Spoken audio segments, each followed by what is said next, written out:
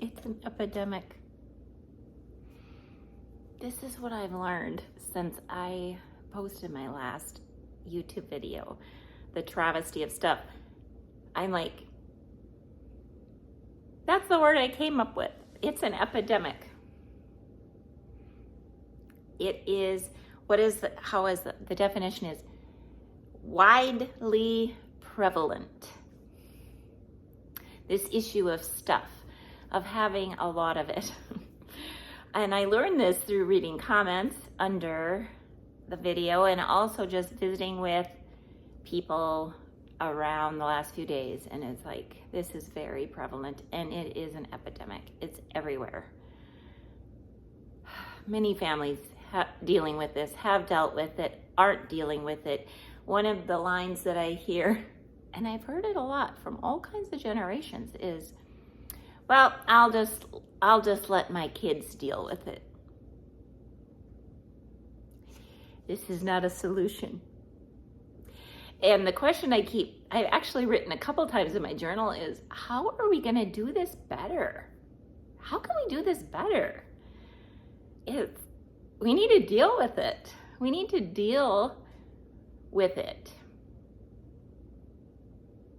And preferably, I would like to take care of things before I have to leave the mess to the children or to friends or to whoever. I mean, you may not have children, but the next whoever ends up with all the stuff. So I was thinking about that show, what is that, Storage Wars or something like that, where there's these storage units which also have become very prevalent and an epidemic of places being built so we can store our stuff when we run out of room, or they're very valuable for in-between moves and you need somewhere to go with it. But Storage Wars, I think, is the name of the show, where the stuff has been forgotten. It's been brought there and not gone through. And I have seen this happen where, well, we're just going to move it over to here and we're just going to put it in this room and we'll deal with it later. And that room you haven't even gone in that room except to maybe put something else to deal with later. And then it's not dealt with. And it's not tackled. It's not gone through. And in this show, they end up auctioning it off because it's been abandoned, the rent hasn't been paid, whatever the case is. And it made me think of how this is just all over the place. And we need to do this better. So how are we going to do this better? We have to be honest about it. We have to have conversations. We have to be honest about it. And it seems like our culture has a very hard time being honest with ourselves about things. We'll leave it to the next people to deal with it. I'll do that later. Well, it's really no big deal if I just click, add to cart, go shopping, get some more. I can't find that thing, so I'm gonna just buy some more. And it's because we're not being honest with ourselves. We're truly just pushing it off for another day. What do you think about that? Honesty and truth about how to deal with this stuff.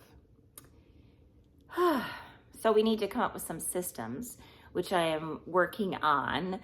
But I'm just so glad that we're starting to have this conversation. I'm having it with you so that we can put awareness on it and shine a light on it. In the back recesses of the closets and the drawers and the, dressers and things. Every single bathroom vanity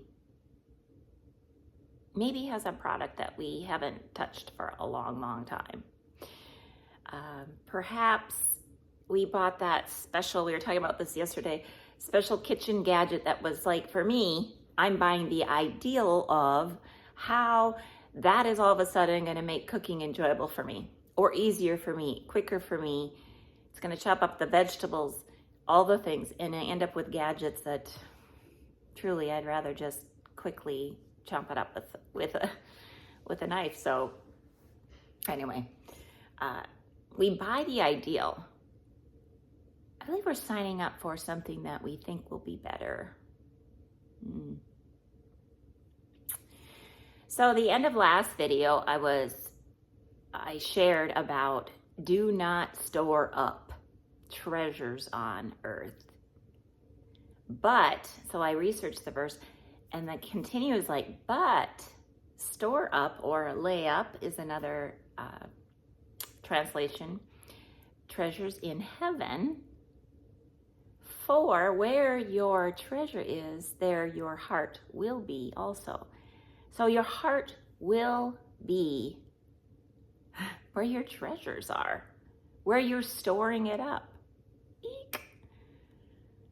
Are we treasuring our worldly possessions more than we should be? Is our heart wrapped around these ideas that it's a security? We talked about last time was like the mindset of scarcity, the mindset of comfort. Are we putting our value, our treasures, our things a higher worth than they should be? I think so. I know so for myself, and I can speak to you about it because I know these things about stuff I've had to deal with. And for me, it was insecurity. It was me being accepted. And it was because I like clothes, buying clothing and scarves. And it's like, I just want to be accepted. I want to be. And so that was a whole thing I needed to deal with. And when someone makes a comment about my clothing, I'm like, ugh. And I spent an hour and a half going like, what is that about? That is obviously a heart issue. And it was an acceptance thing. So, I mean, this could go on and on about the heart issues that we're treasuring. We're putting more value on our things than we should be. I have to find this. This is some truth that really yikes. It was from Luke 12:21. So it's talking about treasures.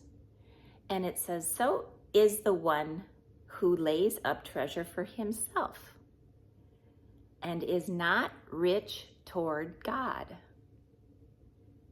He is a fool, or she is a fool. If you're not rich toward God, if you're not saying, okay, hey, what is that about? Why is that bugging me so much? Why did I take offense to that? Ew.